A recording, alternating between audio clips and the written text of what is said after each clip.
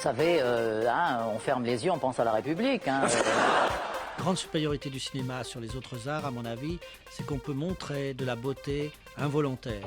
Thank you so much to the Hollywood Reporter. It's an absolute honour to be here today in full fucking glam at 8 a.m. on a Thursday morning. Elle est super, hein?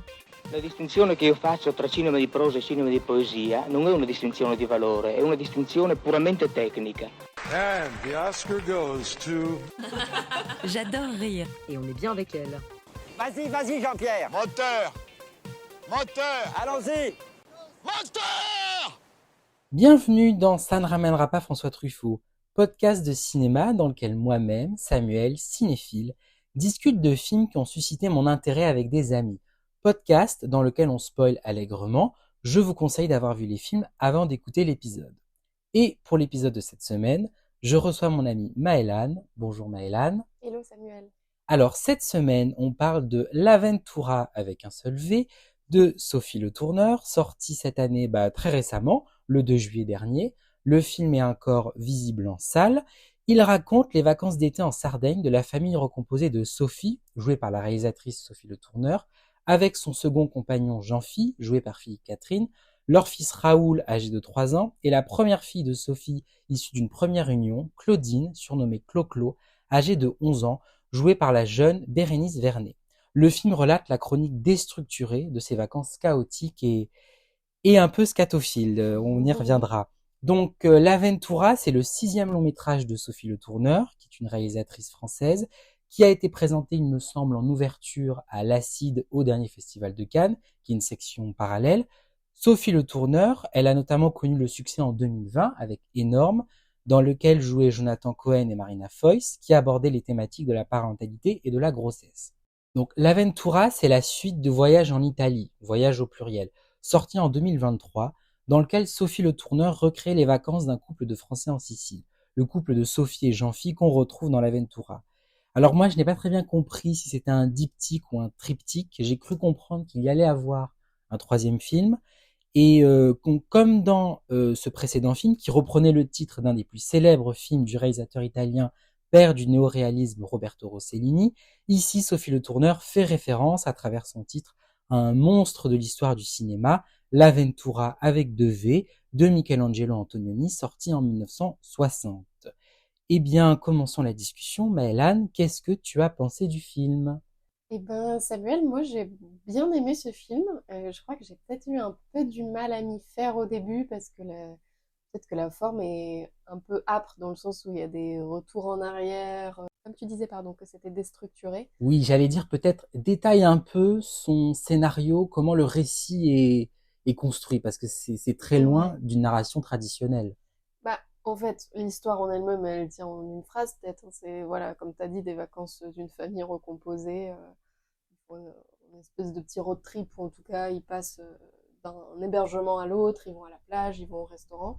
Mais là où c'est déstructuré, c'est qu'en fait, la fille, la préadolescente de la famille, Clo-Clo, souhaite en fait garder un souvenir de ses vacances. Et donc, elle met régulièrement son téléphone pour enregistrer les conversations et il faut décrire qu'est-ce qu'on a fait la journée d'avant ou 2 jours avant. Il faut décrire les vacances, tout ce qui s'est passé. Donc, c'est une forme un peu complexe où à la fois on parle de ce qui se passe et en même temps on nous montre ce qui se passe. Et donc il y a un peu des allers-retours. Parfois on parle de ce qui se passe mais on ne nous montre pas. Parfois on nous en parle, parfois on nous montre mais on ne va pas forcément en parler. Et donc parfois c'est un peu dur de se repérer, mais je pense que en fait il faut presque un peu passer outre. Voilà, exactement, et se laisser porter. Et je trouve qu'à partir du moment où on se dit bon d'accord, je vais pas tenir la frise chronologique de ces vacances, je vais me laisser porter dans le flow pardon du moment. Là ça marche bien, je trouve. Oui, d'ailleurs, est-ce que c'est pas un peu le propre des vacances de toujours faire la même chose, de se répéter? Et moi j'ai l'impression qu'à travers ce dispositif-là, où en fait ça laisse beaucoup de place à la manière dont on se raconte en fait les vacances. J'ai l'impression qu'elle montre que les vacances en famille, c'est toujours un souvenir en train de se faire en fait, d'une certaine manière. Oui, je suis vraiment d'accord avec toi et je trouve qu'en fait, ce que j'ai beaucoup aimé dans le film, c'est que je trouve qu'à la fois on vit des vacances et on s'en souvient. C'est un peu comme si on voyait un espèce de souvenir de vacances. Et par là, je trouve aussi qu'il y a un côté universel parce qu'il y a plein de petites scènes de Banal. vacances en famille, de scènes banales. Et je trouve aussi qu'il y a une grande sensorialité dans le film. Et, et comment dire, les pieds dans le sable, aller manger une glace, ils sont toujours en train de bouffer des trucs. Et je trouve que tout ça, c'est très... Ah, c'est un peu les souvenirs communs de vacances, quoi. On se souvient souvent d'être allé se baigner, d'avoir eu du sable dans les tongs, et puis d'être allé manger un sandwich ou un Magnum, ou sous des petites paillotes. Il y a un côté simplicité universelle qui était assez touchante. Ouais. Oui, et par rapport aussi à ce dispositif assez particulier, moi aussi j'ai l'impression que le film est un work in progress, en Ouais. fait. Tu vois ce que je veux dire? Qu'elle nous explicite un peu la manière dont elle travaille, parce qu'il me semble avoir lu que Sophie Le Tourneur, en fait, travaille comme ça. Qu'elle enregistre avec son téléphone comme ça, de manière un peu spontanée, des moments de la vie, et elle cherche après à les retranscrire dans ses films. Bah alors, ce que j'ai lu dans un entretien qu'elle disait qu'elle avait mis 9 mois à faire le montage. Oui, Donc, elle est monteuse du film, on l'a pas ouais, ouais. précisé. Et, et ça se sent, enfin, c'est vrai qu'il y a tout un travail de gestation, je pense. 9 mois d'ailleurs, c'est un peu marrant Ah comme oui, c'est vrai, durée, oui. elle En enfante plus, un oui, film. oui. Mais oui, en plus, on va parler de la maternité. Sachant qu'elle aborde souvent le thème de la Ouais. parentalité, comme on l'a dit, c'était déjà le cas dans Énorme. Ouais. Mais oui, il y a vraiment le côté, ça a été très soigné, on sent quand même que les transitions, je pense que c'est un côté flou artistique maîtrisé, tu vois. Parfois, Oui, tu te laisses porter, mais c'est qu'en fait, au fond, c'est plutôt bien fait parce que ça veut dire que l'enchaînement est plutôt doux, le rythme est bien maîtrisé. oui. Alors moi, le terme aussi que j'utiliserais, c'est presque expérimental, dans Mm. le sens où on sent qu'elle expérimente des choses à travers le médium cinématographique. Et ce qui fait que le film, enfin, ça l'éloigne un peu de cet aspect entre gros guillemets documentaire. C'est pas le terme que tu as employé, mais tu disais qu'il y avait une dimension universelle, et c'est vrai que se dégage de ce récit une forme de véracité et de Mm. sincérité. Alors notamment, moi, je trouve dans la relation entre la fille Clo-Clo et sa mère Sophie, dans le sens où ce n'est pas sa vraie fille en fait. C'est une actrice, et pourtant, je trouve qu'on sent aucune artificialité. J'ai l'impression que, alors surtout toutes les deux, mais la famille de manière plus générale, ils se connaissent depuis toujours en fait. Oui, c'est vrai que ça fait vraiment bien illusion pour le coup. Et je disais que, en fait, sa propre fille dans sa vraie vie, Sophie Le Tourneur, c'est sa propre fille qui a commencé à enregistrer comme ça des choses pendant Ah, les vacances. d'accord. Et que elle-même, ça l'a inspirée et qu'elle a travaillé sur cette matière, mais sans savoir si ça ferait un film ou pas. Donc, en fait, c'est enraciné dans une expérience personnelle et familiale réelle. Et elle disait aussi qu'elle avait choisi cette actrice parce qu'elle ressemblait assez à sa fille. Et Hmm. moi, je l'ai trouvé super, très naturel. Et le petit garçon, en fait, il filmait un peu en continu pour que ça soit naturel, quoi. Que lui, et évidemment, il n'a pas forcément de texte. C'est pas vraiment de l'impro, c'est plus il vit sa vie. Et puis il y a des Oui. moments filmés et d'autres moments pas filmés. Donc Hmm. évidemment, ça, si j'ai bien compris, donc évidemment, ça rajoute de la spontanéité et du réel. Et pour le coup, il n'est pas bridé, il n'est pas, c'est le moins Non, qu'on non, puisse pas du dire. tout. Alors avant de parler de cet enfant et de ce qu'il fait, moi j'aimerais te poser une question, c'est est-ce que finalement c'est pas une forme d'autofiction ce qu'elle fait? Et je te pose la question notamment par rapport aux deux types d'archives vidéo qui clôt le film. Je sais pas si... Oui, Ouais. parce que c'est elle-même, c'est ça, dans les mots Oui, de la fin. alors faut un peu expliquer, il y a deux archives vidéo. Il y a une première très ancienne, c'est de la pellicule, puisque c'est Sophie Le Tourneur enfant avec sa mère. Et d'ailleurs, on l'a pas dit, mais le film s'ouvre à Paris, et elle prépare ses affaires chez elle ou chez sa mère. Et je crois que c'est sa vraie mère qui joue dans le film. Mm. Donc, pardon, pour revenir à la fin, donc il y a cette archive vidéo où on voit Sophie Le Tourneur enfant avec sa mère, et il y a une archive vidéo plus récente, issue de téléphones portables, où on la voit avec ses propres enfants en Italie. D'où la dimension d'autofiction dont je parle. Je sais pas trop ce que t'en Oui, penses. oui, oui, non, je suis d'accord avec toi. Je pense que c'est un terme qui convient bien parce que c'est voilà, à mi-chemin entre inspiré de l'expérience réelle, le côté un peu saisi sur le vif et une grosse, il y a quand même une trame narrative, il y a quand même une évolution, notamment par rapport au petit garçon, mais on pourra y revenir, mais au début, il prend un peu beaucoup la tête, il crie tout le temps, et vers la fin, j'ai senti une forme d'apaisement, et même dans les relations humaines, dans la relation avec Jean-Phi, dans le couple, on Philippe sent Catherine. Philippe Catherine, on sent les tensions un peu qui vont en grandissant, qui se calment un peu à la fin, mais ça finit pas forcément bien Donc oui, je suis d'accord avec toi, c'est à mi-chemin entre la construction narrative et puis et quelque chose de vrai, quelque chose de réel. Et ça en fait un côté assez touchant, Hum, à mon sens. Moi, après, ces images à la fin m'ont un petit peu déçu Ah parce ouais. que bah, j'avais l'impression que le vrai film, il était là, en fait. Bon, d'un côté, oui, je suis assez admiratif, la manière dont elle recrée comme ça ses propres vacances, et j'ai l'impression qu'elle essaye comme ça, à travers le cinéma, d'exorciser une angoisse, l'angoisse de voir des souvenirs disparaître et etc. Mais je sais pas, j'ai trouvé ces dernières images beaucoup plus puissantes d'une certaine manière, notamment, et c'est là pour revenir un peu à cette famille en elle-même, je trouve assez insupportable, hein. Enfin, le film a quand Ouais. même aussi un côté très mal aimable, hein. Bah, ça tape sur le système, ça c'est sûr. Voilà, Mais ça me paraît pas. Enfin bon, je t'avoue qu'il y a un moment peut-être dans la première demi-heure où à force d'entendre le petit crier, crier, crier, je me suis dit bon. et faire caca, il fait caca partout. Non, mais il faut le dire, ça. Oui, Il y a un thème constant dans le film, scatophile sur cet enfant. bah Et même les parents, elle est constipée. Jean-Phil, il va souvent aux oui, c'est toilettes, il y vrai. reste longtemps. Et il sort avec les yeux humides parce qu'il est très triste au personnage. Mais oui, oui, effectivement, mais je pense que c'est le côté pragmatique en fait, d'être dans un côté où on va montrer la vraie vie et la vraie vie avec des enfants, bah, c'est le caca, la saleté, les pleurs, les caprices, les trucs. Il y a rien d'idéalisé Oui. et, et après, évidemment, ça renforce le côté comique. Mm. Oui, c'est vrai qu'en fait, j'ai l'impression qu'elle critique un peu, je pense que c'est très involontaire, le tourisme à la française, où ces Français à l'étranger, ben, c'est toujours le bordel dans la chambre, les affaires de plage qu'on traîne, le coffre de la voiture qui est rempli. Et j'ai l'impression qu'elle montre qu'en fait, les vacances, c'est une espèce ça peut être aussi un poids qu'on traîne.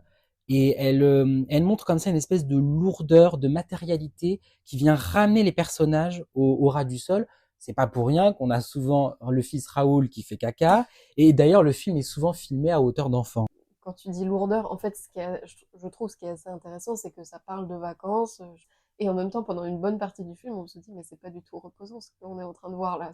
Ils sont pas du tout en train de se reposer, ces personnages. C'est des cris constants, c'est de la charge mentale pour la mère, ça, je trouvais Elle que finit c'est. par craquer Elle d'ailleurs finit par craquer. Il dans y l'un des a dîners. plusieurs moments où elle se met à pleurer. Il y a ce moment sur la Mm. plage où elle se met à pleurer toute seule.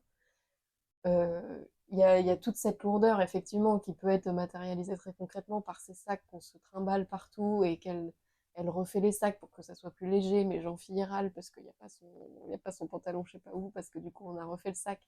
Bah oui, mais c'est la maman qui a tout refait parce que c'est la maman qui gère tout. Je trouvais que c'était plutôt bien retranscrit pour le coup. Je pense que c'est un regard assez lucide sur ce que c'est d'avoir une famille, d'avoir des enfants. Oui, et notamment parce que cette famille, on va lâcher le mot, enfin, il y a une forme un peu d'incommunicabilité. Alors, je le lâche parce que, comme je disais dans mon introduction, le film, il fait une référence à L'Avventura avec 2V de Michelangelo Antonioni, qui est un monstre du cinéma parce que c'est vrai que le film est d'une puissance visuelle. Il date de 1960. Et à cette époque-là, la critique a adossé à ce film-là le terme d'incommunicabilité. Donc le film de Le Tourneur est très loin de celui d'Antonioni. Peut-être qu'on y reviendra, il y a vraiment des différences.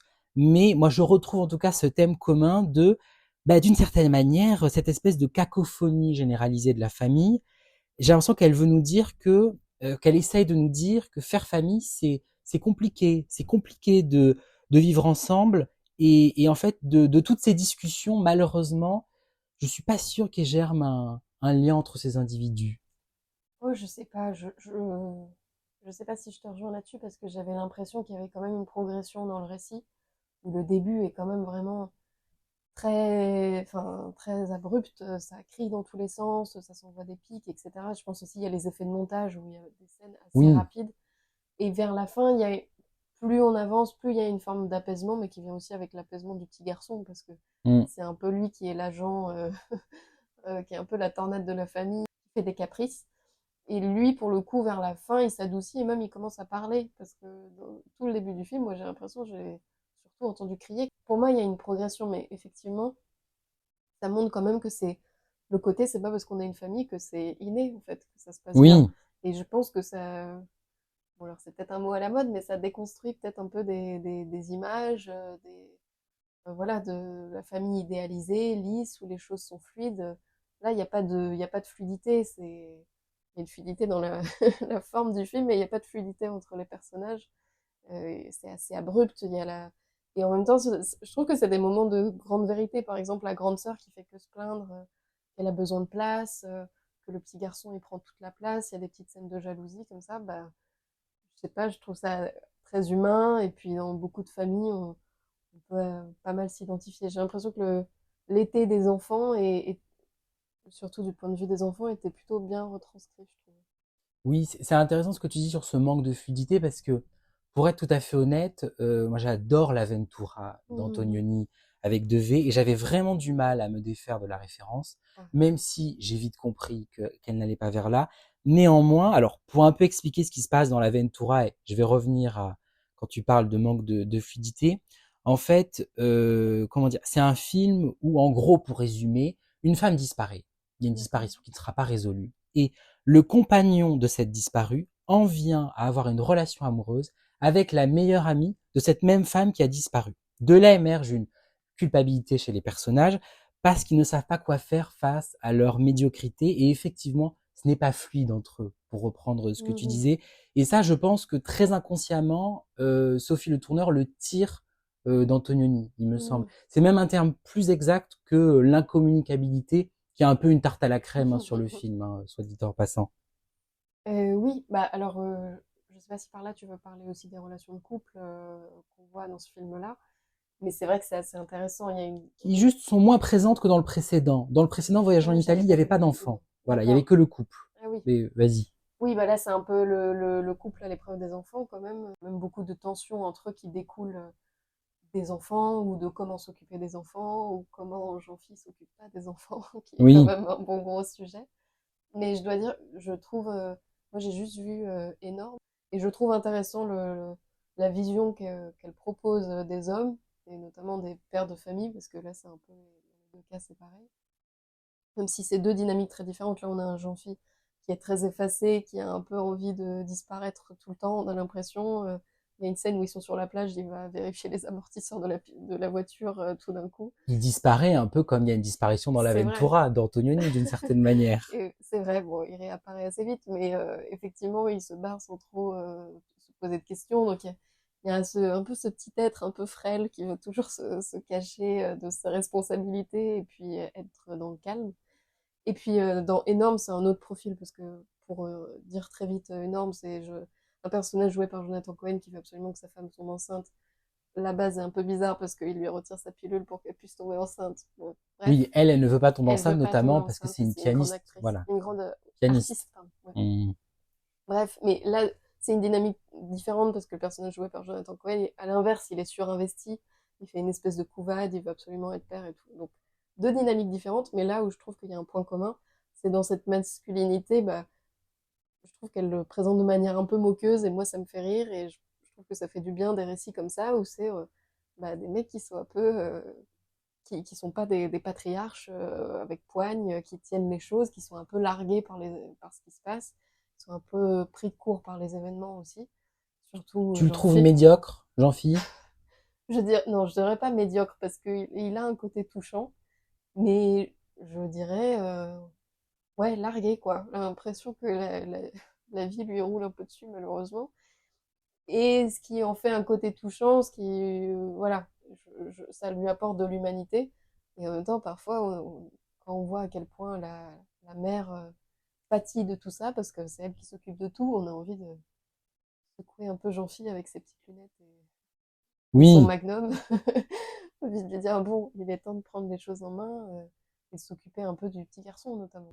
non, mais c'est intéressant ce que tu dis et j'ai dit médiocre parce que c'est là où non, mais c'est là où je me rends compte qu'il y a un autre lien invisible qu'en tout cas je n'avais pas vu entre le film d'Antonioni et celui-ci, c'est que dans le film d'Antonioni, donc les trois personnages que j'ai décrits, Mm. le plus médiocre des trois, c'est l'homme Bah en oui, fait. ouais, Et ouais. donc là effectivement, bon, Jean-Phi est pas médiocre, mais il y a une espèce de, enfin comme tu disais, de détachement, de non-investissement. Donc, ouais. Enfin bref, je voyais aussi ce lien. D'ailleurs, bon, j'ai beaucoup parlé d'Antonioni, mais c'est intéressant dans la discussion parce que vraiment, ça me fait rendre compte que les films ont beaucoup plus de liens que ce que je pensais et finalement, la reprise du titre du film d'Antonioni, c'est pas seulement un clin d'œil. Je pense qu'il y a beaucoup plus que ce que je pensais, un espèce de dialogue comme ça entre les films, assez lointain, hein, mais qui, je pense, existe et je trouve ça très intéressant.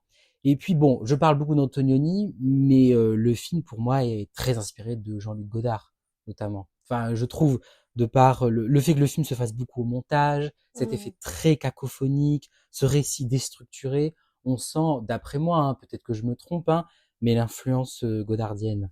En tout cas, j'ai l'impression que, je sais pas ce que t'en penses, j'ai l'impression que ça navigue un peu entre film d'auteur et un truc un peu populaire. Je sais pas ce que t'en penses. C'était déjà le cas dans Énorme. Il y avait cette Ouais. ambition, notamment avec le casting. Oui. Jonathan Cohen et Marina Foïs, qui sont beaucoup plus identifiés par le public Mm. que Sophie Le Tourneur elle-même et Philippe Catherine.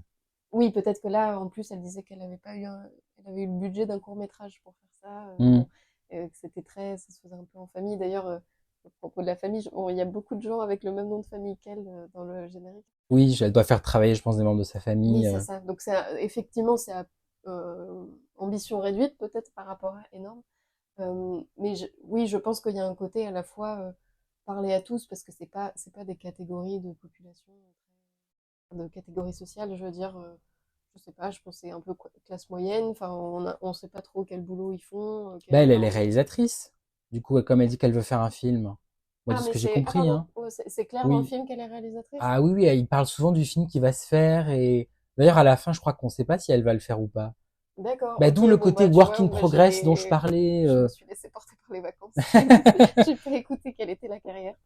D'accord, bon, mais en tout cas, je sais pas, en tout cas, dans les souvenirs, dans les activités qu'ils font, aller à la plage, acheter à manger, on les voit pas faire, je sais pas, c'est des activités assez simples, assez accessibles, et par là, je pense que ça Oui, ils peut vont pas dans parler des à hôtels tout de le monde. luxe. Oui, voilà. Oui. Bon, après, c'est déjà un luxe d'aller se faire de semaines en Sardaigne, mais il y a un côté, je pense que ça rejoint un côté un peu universel que je disais tout à l'heure, il y a une simplicité, en fait. Puis, ils sont tout le temps en culotte, enfin, en maillot de bain, il n'y a pas trop de chichi sur